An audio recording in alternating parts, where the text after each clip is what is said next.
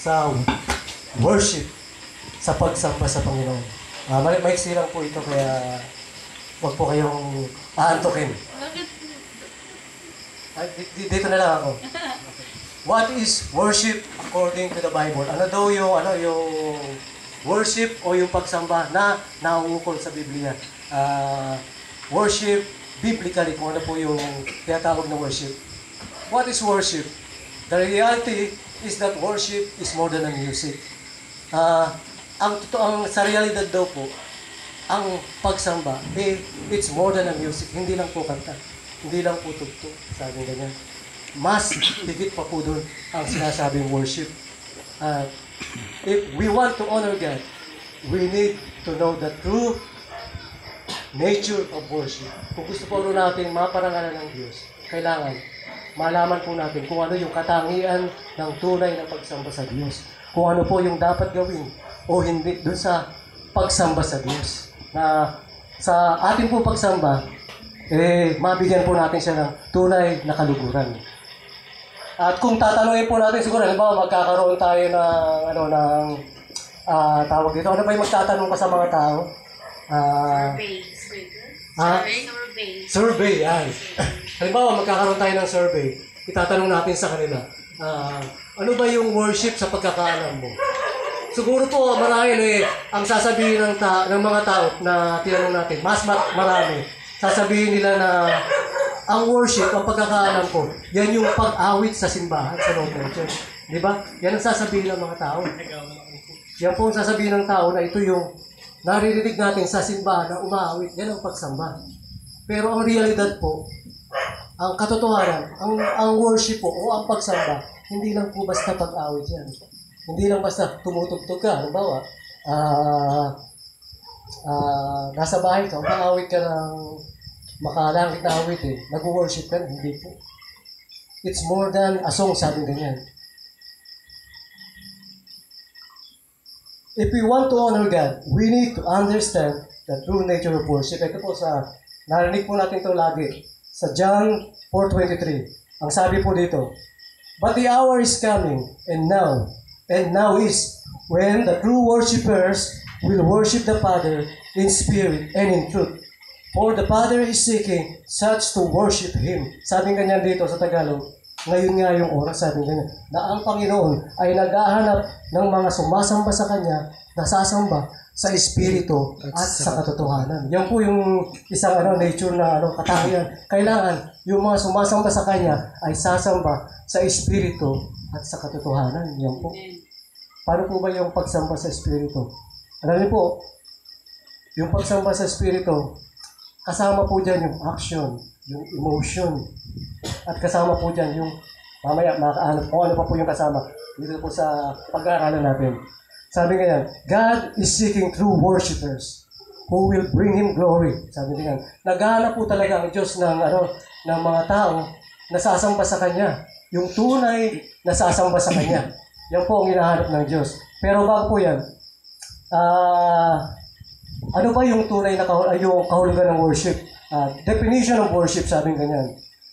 First, let word define what's true, sabi ganyan. Biblical worship is the word worship. Yung worship daw po ay nanggaling sa salita, sa word na word, tsaka ship, word. Alam niyo po yung ibig sabihin ng word? Halaga. Kaya worship, parang mahalaga siya, mahalaga. Word, sabing ganyan. Tapos, to worship something is to prize it above everything else. Pagka daw po tayo sumasamba, yung sinasamba natin, nilalagay po natin siya sa pinakataas, pinakamahalaga. Siya po yung pinakamahalaga kasi word, siya po yung pinakamahalaga sa buhay natin, sa ating pagsamba. At para po mabigyan natin ng honor ng God, kailangan po, ang isang katangian po ay siya yung gagawin nating pinaka-importante sa ating pagsamba. So, dalawa po itong sinasabi. Kailangan siya yung pinakamahalaga sa ating pagsamba. Siya yung pinaka-importante sa ating pagsamba. At maraming bagay po, sabi dito na marami tayong pwedeng sambahin na bagay. Marami tayong sinasambang bagay. Halimbawa po, itong hawak ko. Yung ibang tao po, pagka galing nila sa school o pag galing nila sa trabaho, binubuhos nila ang panahon dito po sa gadget po. Halimbawa, galing sa eskwela, sa trabaho. Pagkatapos po niyan, yun nga, wala na silang time sa ibang bagay. Puro po gadget, puro laro, puro panonood ng YouTube, ganyan po ang ginagawa. Wala na silang time sa Panginoon.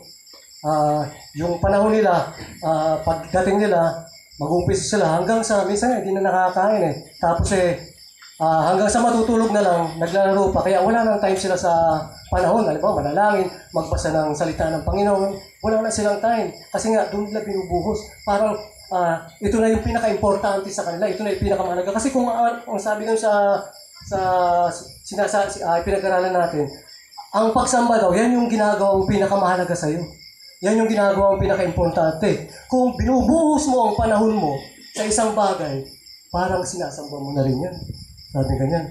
Halimbawa, yung hanap buhay mo, yung negosyo mo. Nung una, wala kang hanap buhay, wala kang negosyo, nanalahin ka sa Diyos. Binigyan ka niya. Pero nung binigay na yung hanap buhay, yung negosyo mo, kinalimutan mo na ang Panginoon. Doon mo'y binuhos yung lakas mo, yung pag-iisip mo sa negosyo mo. Nawalan ka ng time sa Panginoon. Hindi ka na sumamba sa Panginoon. Hindi ka dumadalo ng gawain. Hindi ka nagbabasa ng salita ng Panginoon. Hindi ka nananalangin. Ibinuhos mo yung panahon mo sa hanap buhay, sa negosyo na binigay sa inyo ng Panginoon. Yan po. Sabi dito sa pinag-aaralan natin, yan ay sinasamba mo na. Dahil yan ang binigyan mong importansya. Nawalan ka ng panahon sa Diyos. Halimbawa po, sa mga nanay, yung gawain sa bahay. Marami po yan, hindi po natatapos ang gawain sa bahay.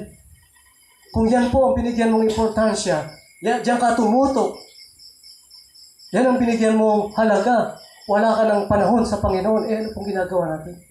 Ang sabi po dito, parang sinasamba mo yan. Nawalan ka ng panahon doon sa lumikha sa'yo. At yan po ang inaharap ng Panginoon na magkaroon po tayo ng time sa Kanya. Ano pa po? Halimbawa, may girlfriend ka o kaya asawa mo. Kung mas mahal mo yung girlfriend mo, yung asawa mo sa Panginoon, hindi po maganda yan. Kailangan, number 1 ang Panginoon sa buhay natin. Yung halimbawa, wala na pagkabagong girlfriend, ano? Siyempre, pagkising mo pa lang sa umaga, may message mo na yan, kumusta yung tulog mo? Good morning, kumusta yung tulog mo? Ganyan. Tapos maya-maya, may video call pa yan. Tapos, maya-maya na naman, may message na, kumusta ka na? Kumain ka na ba? Ganyan.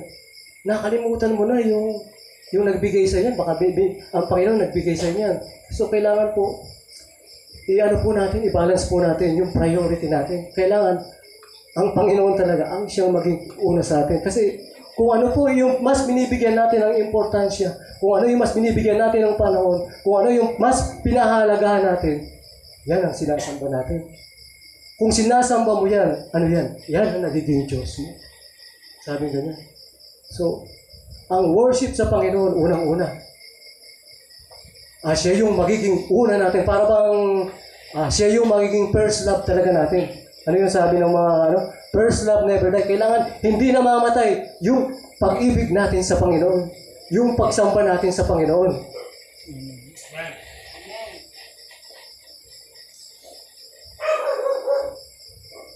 Ipaliwanag daw po natin. Let's define what true biblical worship daw.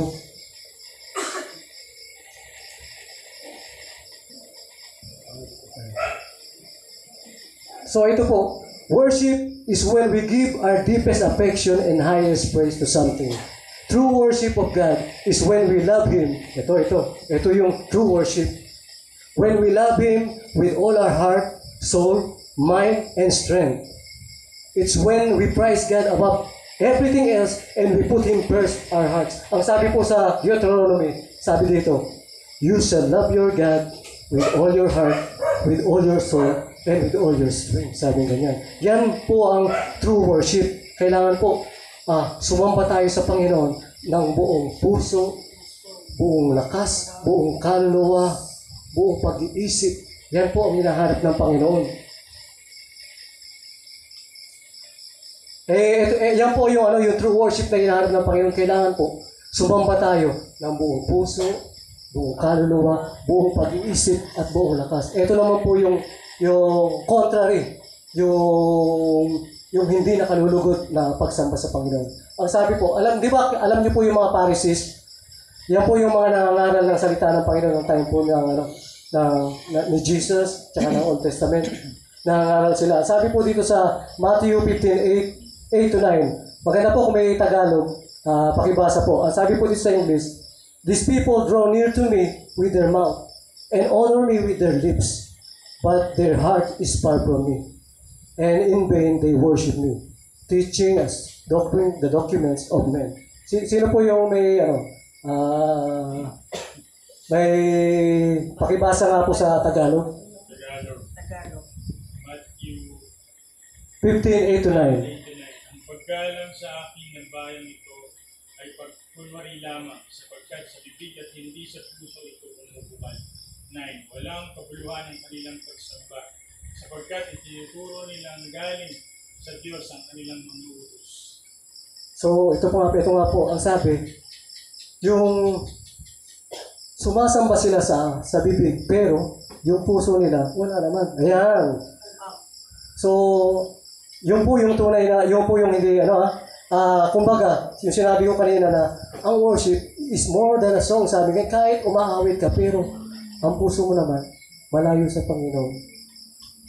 Useless po, sabi. In vain po yan. So, this make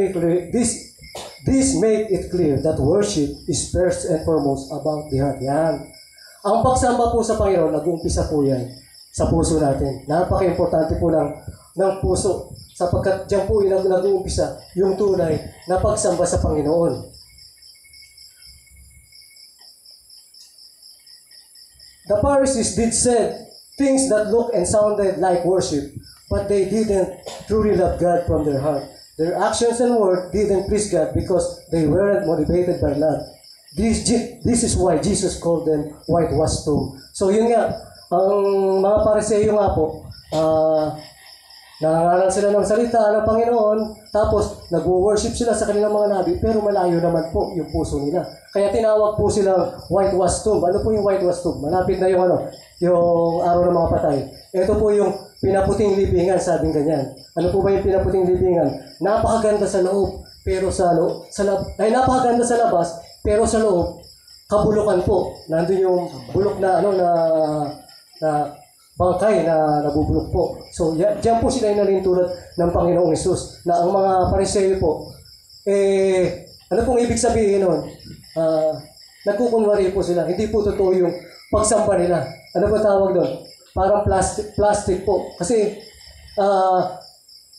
panlabas lang po, hindi po talaga panloob. Yung po yung hinahanap ng Panginoon, yung panloob. Kaya po, napakahalaga. If we want to worship in a way that pleases God, we need to start with our hearts, sabi niya. Kung gusto raw po natin sambahin ang Diyos na mabigyan po siya ng kaluguran, kailangan daw po ito'y mag-umpisa sa puso natin. Sige po, yung kamay po natin, yung kanang kamay natin, ilagay natin sa heart natin. Nararamdaman niyo po ba yung tibok? Amen. Alam niyo po, yung puso natin minsan o madalas, yung kalooban ng Panginoon, hindi sinusunod. May sarili po yung gusto. So, itanong po natin sa Panginoon. Itanong po natin sa ating puso. Pangalanan po natin kaibigan. Yung puso natin. Kaibigan. Kaya mo bang sambahin ng Panginoon? Kaya mo bang sambahin ng Panginoon? Ng buong puso. Ng buong puso. Buong kaluluwa. Buong kaluluwa. Buong pag-iisip. Buong pag-iisip. At buong lakas. At buong lakas. Kaibigan. Kaibigan. Kaya mo bang ipagkaloob sa Diyos? Kaya mo bang ipagkaloob sa Diyos? Ang karangalan, kabanalan, kaluwalhatian, kadakilaan, at ang pinakamataas na pagpupuri na karapat-dapat lamang sa hari ng mga hari, Diyos ng mga Diyos na lumikha sa atin. Sumagot po ba? Sumagot po ba yung puso natin? Sumagot po. Kayo lang po nakakaalam yan kung sumagot. So, wag na po nating patagalin. Wag na po nating patagalin. Sa oras pong ito, inaanyahan ko po mga music minister na pumunta po dito sa harapan.